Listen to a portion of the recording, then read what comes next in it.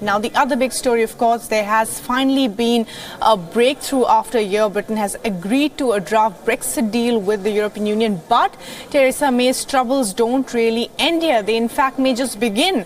Prime Minister Theresa May still has to get through her cabinet and a deeply divided parliament. Well, that parliament session, of course, is ongoing as we speak.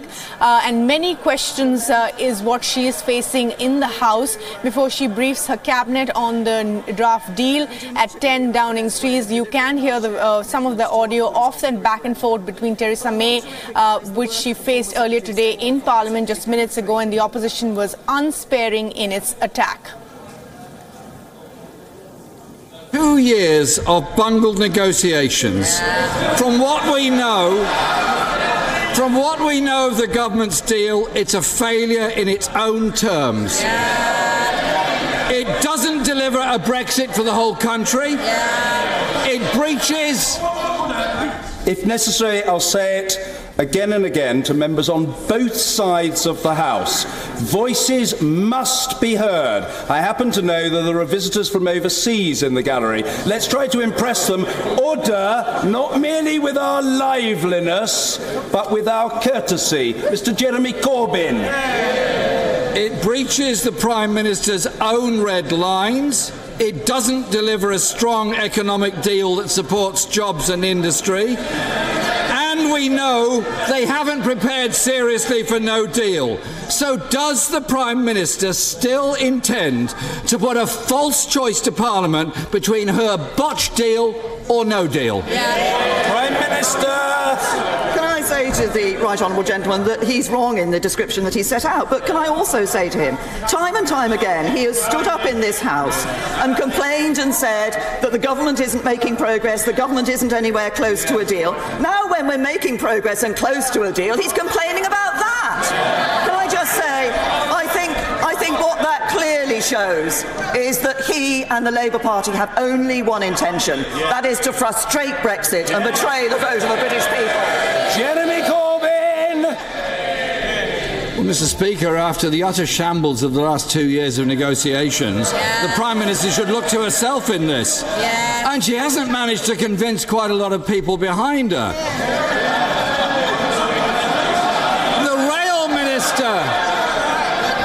The Rail Minister resigned last week, saying to present the nation with a choice between two deeply unattractive outcomes, vassalage and chaos, is a failure of British statecraft on a scale unseen since the Suez Crisis. And that from a Tory MP. Last night, the EU's lead Brexit negotiator reportedly told the 27 European ambassadors the UK must align their rules, but the EU will retain all the controls. Is that a fair summary of the Prime Minister's deal? Prime Minister! Can I say to the right honourable gentleman, as I have said all along throughout these negotiations, what we are doing is negotiating a good deal for the United Kingdom.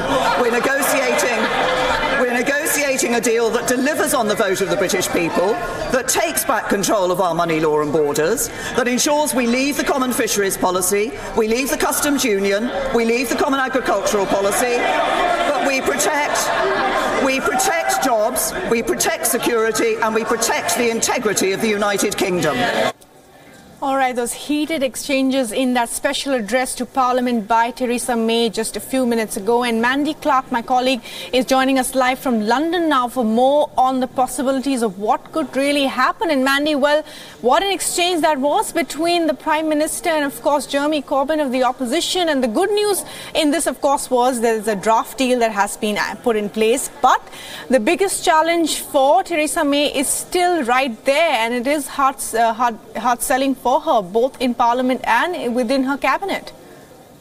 And as you noticed in that exchange, a lot of posturing, a lot of grandstanding, but no details. We have no idea what is in this negotiation deal that she's going to first put forward to her cabinet at 2 o'clock local time. That's just over an hour and a quarter here in London.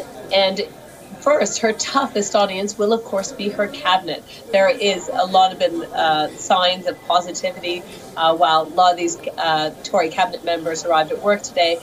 When journalists ask them, what do you make of the deal? They say, I don't know, I haven't read it yet. So that will be decided.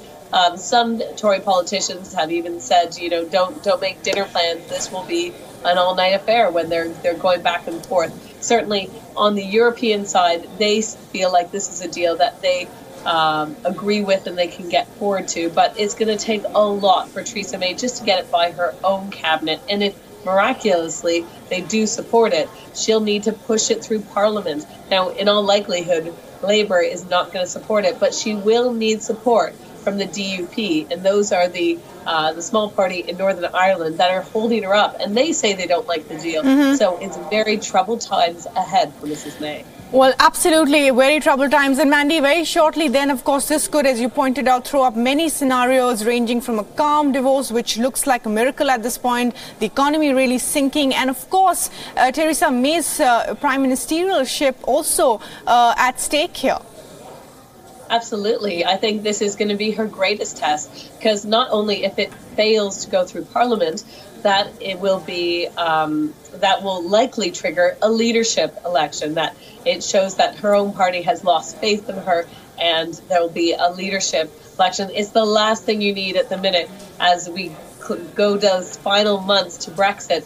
So it's really crunch time, and if she passes the test with her own cabinet, she's going to have to pass the parliamentary test. If she fails there, she can lose her position. It's very challenging. We'll have to see. Well, it's all up in the air at this point. Thanks, Mandy Clark, for joining us live there from London.